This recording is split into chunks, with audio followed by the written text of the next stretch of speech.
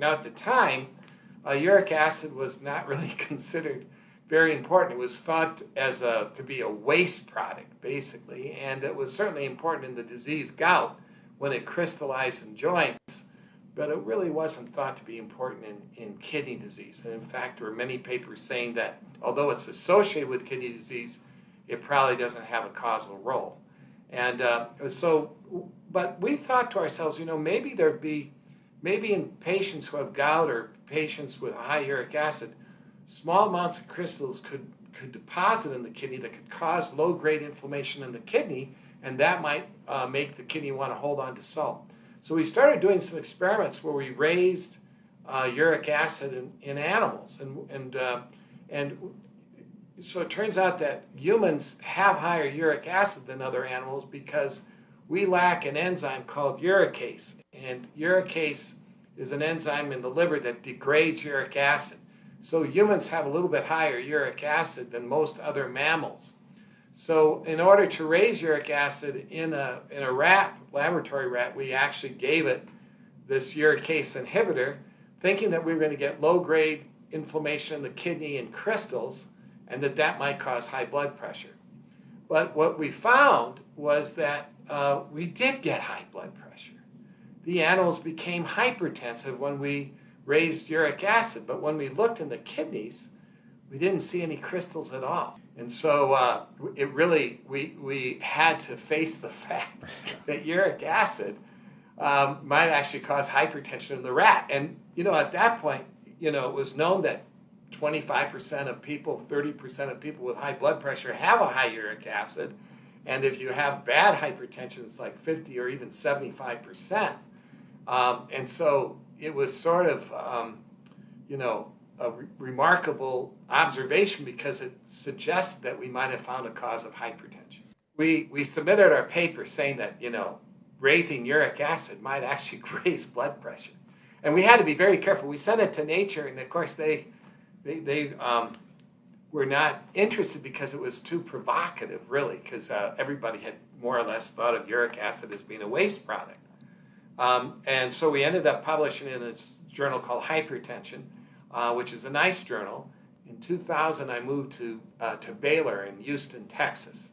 And while I was down there, we started doing some studies, and we had another discovery, which was that what happens is when the uric acid, when you raise it, it causes inflammation in the kidney, and then that raises the blood pressure.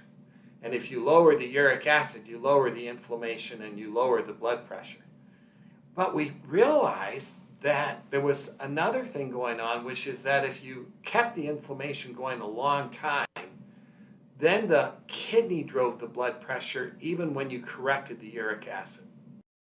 And what we found, as I said, was that initially the high blood pressure was associated with a high uric acid and was driven by the uric acid. But over time, the kidney took over, and then you could lower the uric acid and the high blood pressure persisted.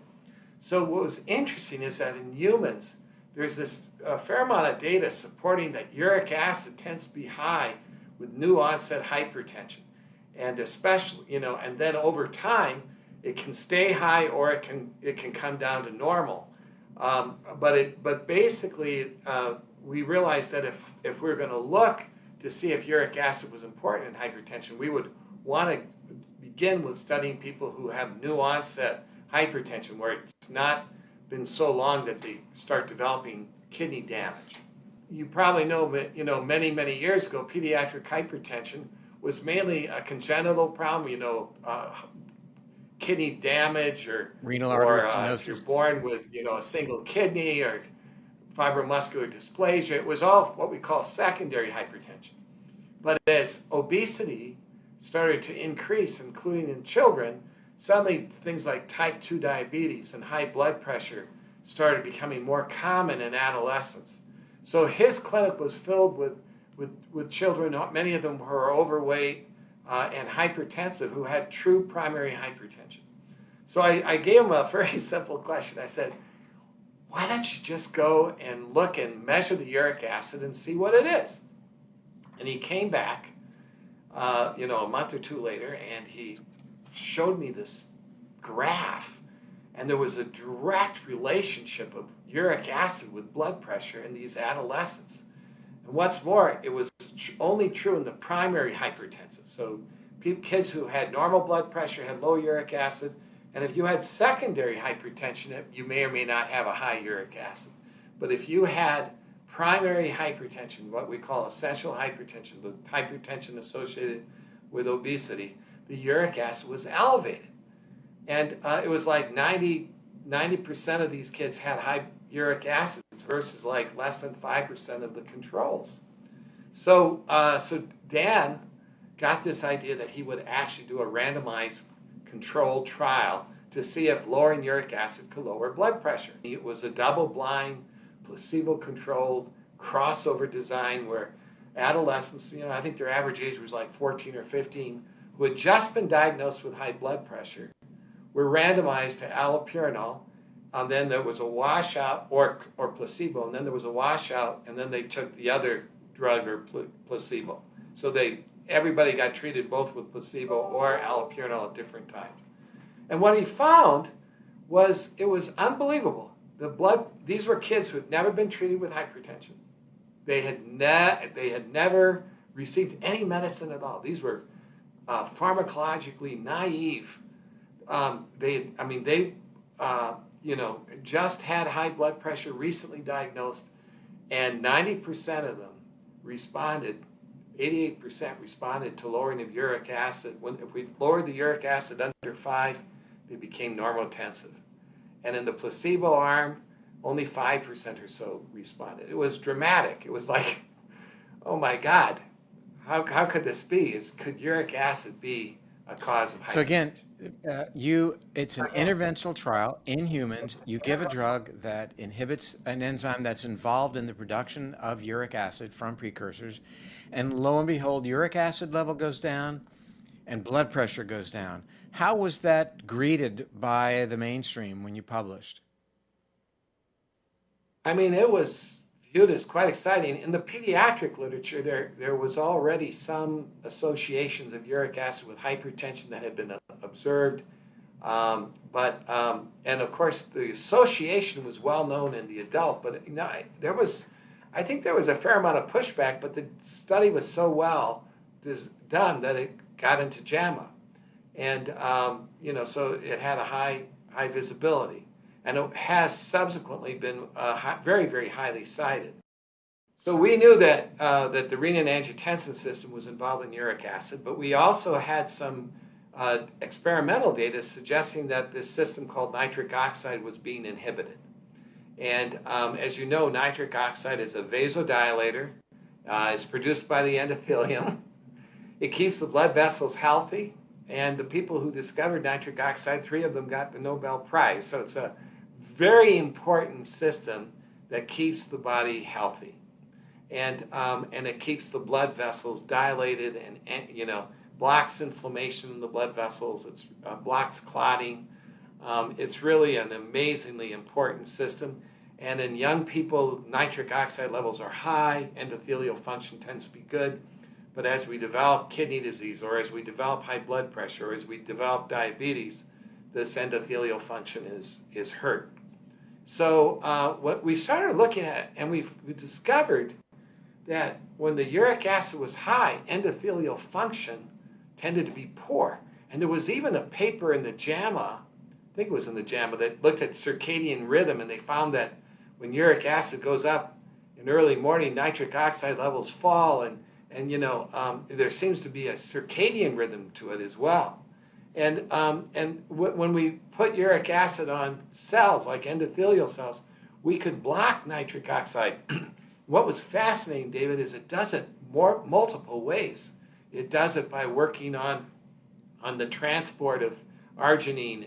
It works on it by blocking the enzyme.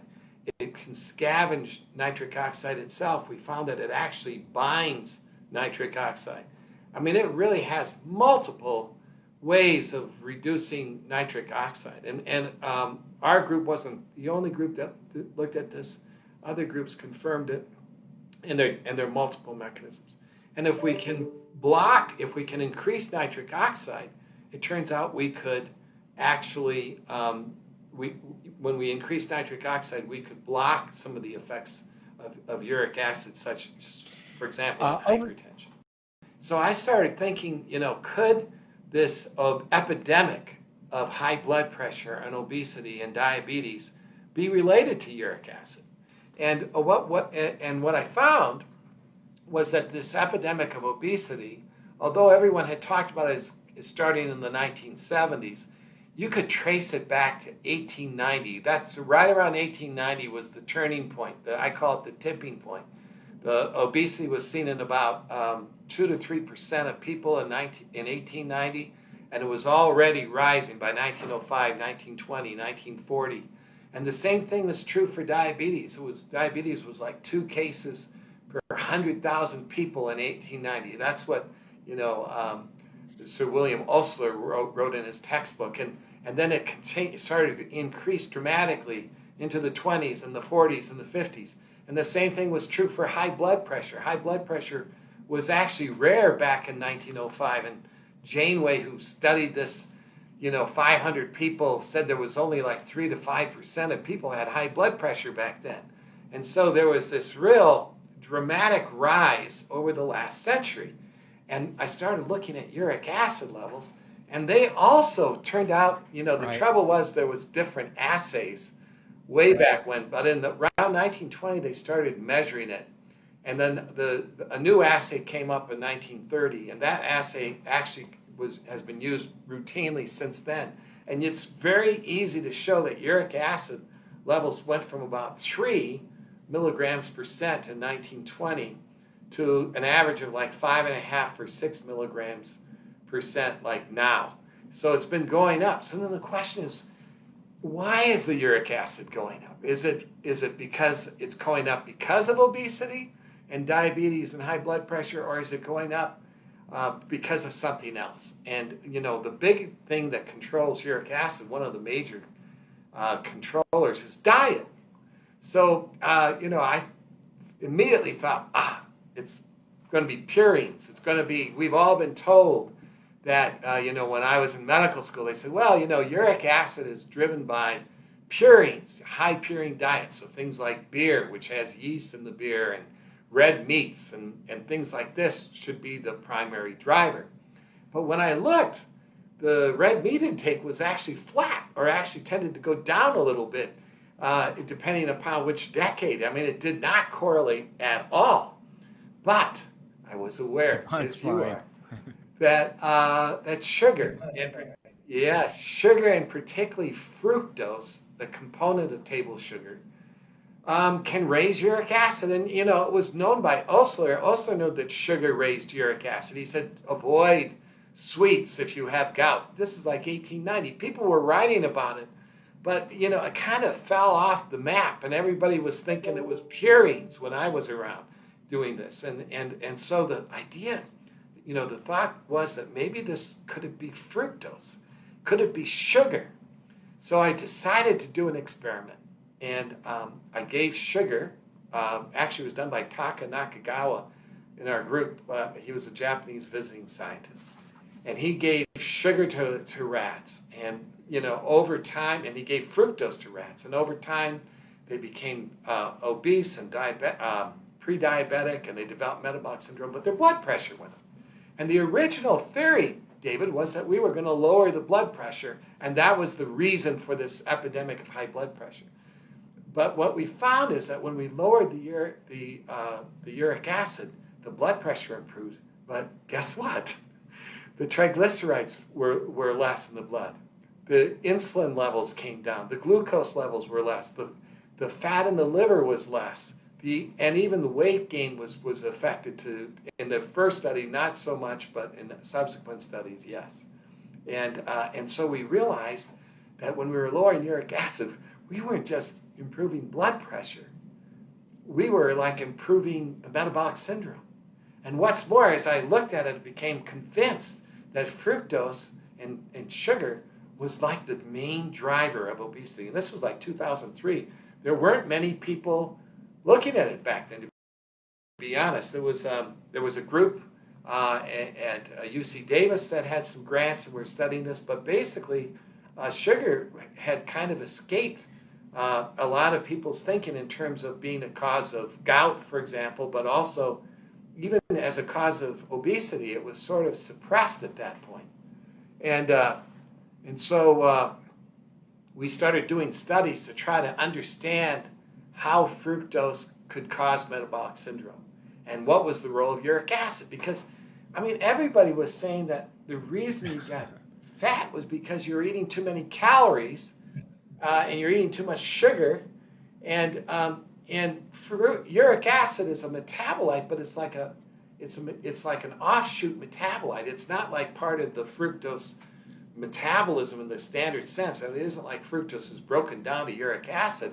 What happens is that fructose consumes a little bit of ATP, and when it does, that degraded ATP turns into uric acid. So it's like a completely different pathway. So suddenly we started thinking, my God, fructose is actually playing a role in metabolic syndrome, and uric acid somehow driving part of it. So then the question was, how was the uric acid working? Because we didn't think it was just through the renin-angiotensin system.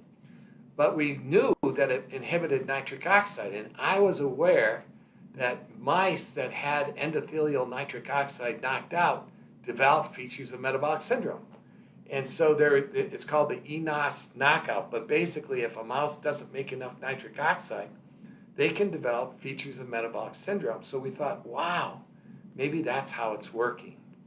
And as you probably, I'm sure, know, nitric oxide, one of the ways that glucose is taken up in muscle, part of it requires a little bit of vasodilation, and the blood vessels have to be, dilated a little bit to help deliver the glucose to the muscle. And if you just inhibit that component, that can cause a little bit of insulin resistance. And so we actually did some studies like this, and so we found that insulin can stimulate nitric oxide in endothelial cells, but when we treated them with uric acid, it blocked the nitric oxide production. And so we began to realize that it could partly involve this pathway. But actually it turned out that it was a much bigger pathway than we had imagined. But when we first started, we thought it was just nitric oxide. But going back to 2003, early in the day, that was a time when fructose was the safer sugar because fructose did not immediately increase insulin. It didn't require insulin for its metabolism. And it was, dare I say, even promoted by groups interested in giving information to diabetics. But the messaging was that fructose is the safer sugar. Yeah, that's absolutely true. So when, table sugar consists of both glucose and fructose bound together. And the glucose, of course, stimulates insulin, and insulin can drive fat production. So there was a lot of thinking that the glucose component of sugar was the bad guy. And fructose actually doesn't stimulate insulin. And when you give fructose to an animal or to a human, glucose goes up a little bit, but it can often be delayed, and it's not very much. And so it's actually what we call a low glycemic carbohydrate. So the fact that it's low glycemic and it didn't stimulate insulin, it was sort of surprising that it might actually have a role in diabetes, because it seemed like it should be a safe sugar for diabetes. But when you give fructose to animals, over time they become severely insulin resistant. They become resistant to the effects of insulin, and the glucose levels go up. And so you end up with a high insulin, high glucose state when you chronically feed an animal fructose. But if you just give it a single dose, neither glucose goes up or insulin goes up. So it's a little bit of a paradox.